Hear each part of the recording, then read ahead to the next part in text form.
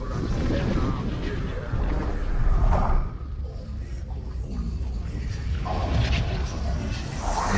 have with us the Lord of VFX, Jim Rygiel. Jim winning the Oscar not once, not twice, but thrice. What all does it take? Well, it takes a lot of persistence. When I was working on the first film, we had no idea we were going to come close to winning the Oscar, but we were we were going towards it just because we loved what we were doing, and that's all we cared about. We didn't have the Oscar in our sights, and even on the second one, we raised the bar for ourselves essentially, and while the Oscar is a great honor, it's not what you do the film for. You do it because you love what you're doing, and you love, you're very concerned about the quality that you're trying to portray. So that's what we went with. We went with our heart in terms of creating the film, and the Oscar was a great little trinket afterwards. And how's your association with Gion Studios been? What do we see ahead? The association with Gion has been fantastic. Again, I go back 10 years with Madhu.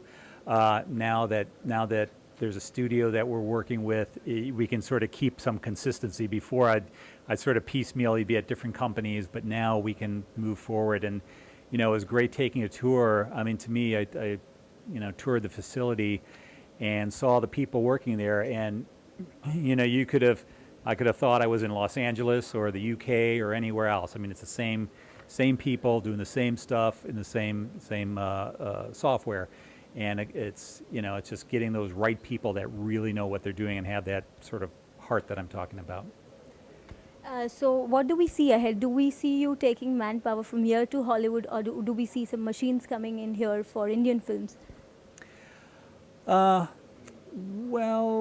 I'm not sure about Indian films going over there. I mean, it's there's different aesthetics basically, and so I think the East will always have their aesthetic and their type of film, and the West will always have theirs.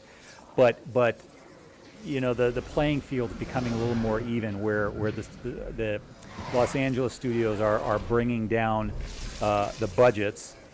The Indian films are raising their budgets, so we're starting to sort of meet in the middle somewhere.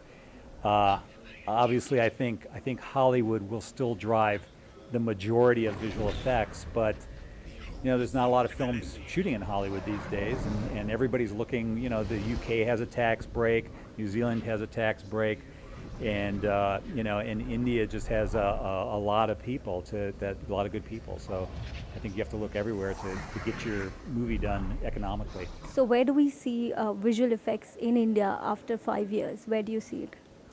Well, I think as in everything in the film industry, there's this exponential curve which starts out rather slowly, and it takes time to sort of learn the procedures and get these relationships set up with studios. But then once you sort of get that relationship going, there's this sort of exponential curve. So I see it moving very rapidly. I mean, there's many effects companies in India now that are already working. It's just that sort of comfort factor with the U.S. studios. And again, Disney's opened a studio here, Fox has opened studios here, so that's starting to happen more and more. So that was Jim Rygiel giving us an insight on his association with Gion Studios, an initiative by the Sahara Group.